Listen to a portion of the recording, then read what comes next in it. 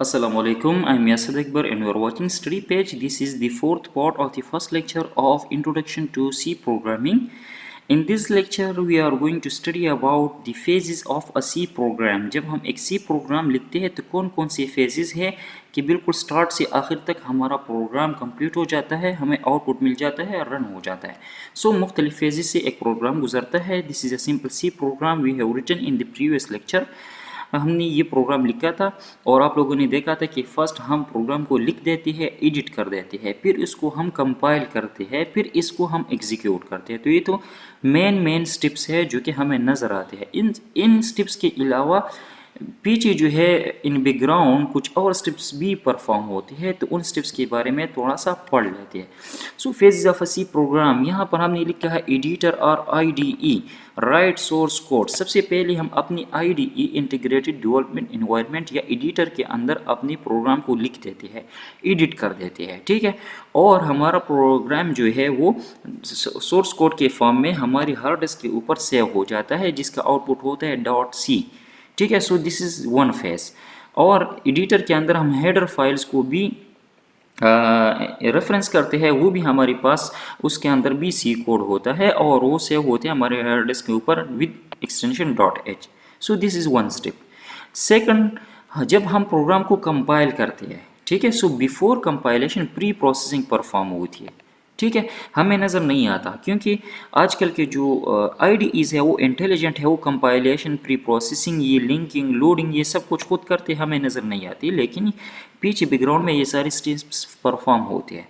So next editing के बाद pre processing होती है और प्री प्रोसेसिंग में जो हेडर फाइल्स हमने इंक्लूड करनी होते हैं हैश इंक्लूड के फॉर्म में, जो फाइल हमने रेफरेंस की होती है वो हमारे प्रोग्राम के अंदर इंक्लूड हो जाती है.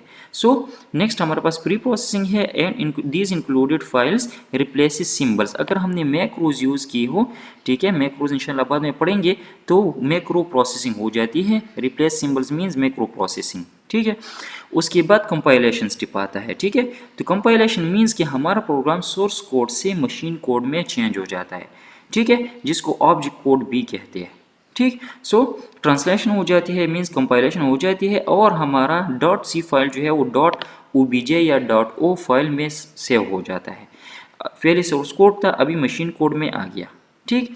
उसके बाद लिंकिंग है, ठीक है, ये भी हमें नज़र नहीं आता लेकिन बैकग्राउंड में ये प्रोसेस होता है. लिंकिंग का क्या मतलब? लिंकिंग का मतलब भी इस स्टेज पर आप लोगों को समझ नहीं आएगा, जब हम फंक्शन पढ़ेंगे तो इसकी सही समझ आएगी, लेकिन फिर भी मैं आपको समझाता हूँ कि जो प्रिंट एफ फंक्शन हमने यूज़ किया था, तो इस प्रिंट एफ फंक्शन का एक्चुअल कोड जो है वो पहले से मौजूद होता है इन मशीन फॉर्म, और हमने इसको जस्ट अपने प्रोग्राम के अंदर कॉल कर दिया.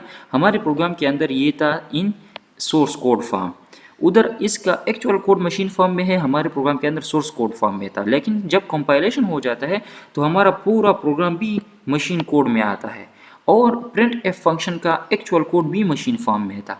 तो अभी दोनों कंपेटेबल हो गए. तो लिंकर एक ऐसा स्टेप होता है जिसमें इन दोनों के दरमियान एक लिंक क्रिएट हो जाता है. हमने जो फंक्शन को कॉल किया होता है प्रिंट एफ, और उधर उसका एक्चुअल कोड जो होता है, दोनों के दरमियान लिंक क्रिएट हो जाते हैं and this is called linking, ठीक है. And this is the task of linker. जो सॉफ्टवेयर या जो प्रोग्राम इसका काम को अंजाम देता है उसको कहते हैं लिंकर. और इसके बाद हमारे पास एग्जीक्यूटेबल कोड क्रिएट हो जाता है .exe, जिसको हम रन कर सकते हैं, ठीक. So this was the fourth step. उसके बाद लोडर क्या करता है? हमारे प्रोग्राम को मेन मेमोरी में लोड करता है, रैम में लोड करता है, ताकि ये एग्जीक्यूट हो जाए और हमें इसके जो रिक्वायर्ड रिजल्ट्स है वो नज़र आ जाए, हमें मिल जाए. So after linking loading is perform by a software called loader.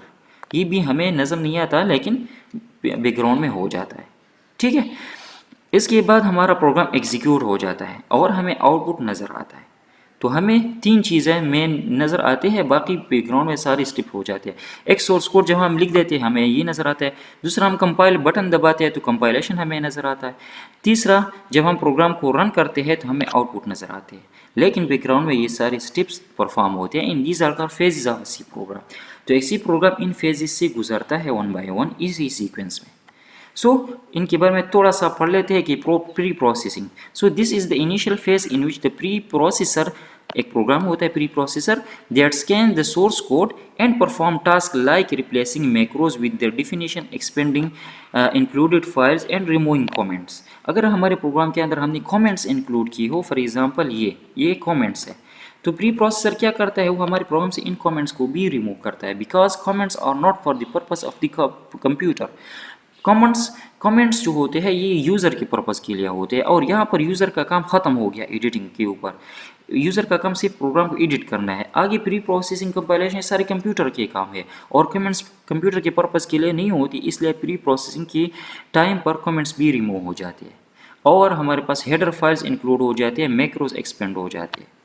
Next, compilation. In this phase, the preprocessor code is translated into assembly language instruction by the compiler. एक बात यहाँ पर याद रखिए, कंपाइलेशन के दौरान मशीन कोड या assembly language में ट्रांसलेट होगा या हमारा सोर्स कोड या तो मशीन लैंग्वेज में ट्रांसलेट होगा या असेंबली लैंग्वेज में ट्रांसलेट होगा, दोनों में पॉसिबल है, डिपेंड करता है। ठीक है। The output of this phase is an object file that contains machine readable code and data. तो इसका आउटपुट जो होता है या मशीन कोड होता है या असेंबली कोड होता है, लेकिन हमारे पास .obj फाइल में ये सेव हो जाता है। लिंकिंग, कंपाइलेशन के बाद हमने कहा लिंकिंग स्टेप है। So in this phase the linker combines all the object files generated during the compilation process, resolve external references and creates an executable file that can be run on the target system।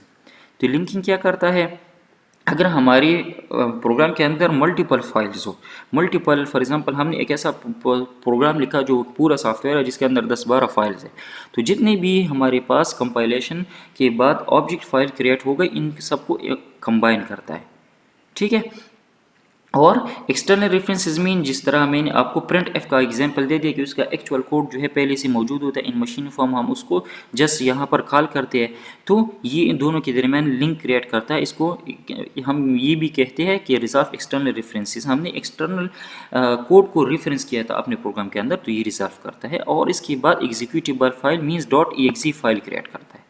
उसके बाद loading और execution आता है। So finally the program is loaded into memory and executed by operating system, here we get the output. तो आखिर में हमारा program execute हो जाता है, हमें आउटपुट नजर आता है। These phases may very depending on the specific tool chain being used, but they generally follow this sequence.